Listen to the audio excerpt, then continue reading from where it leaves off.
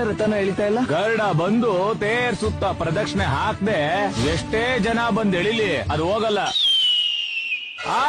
ಅಲ್ಲಿ ನೋಡು.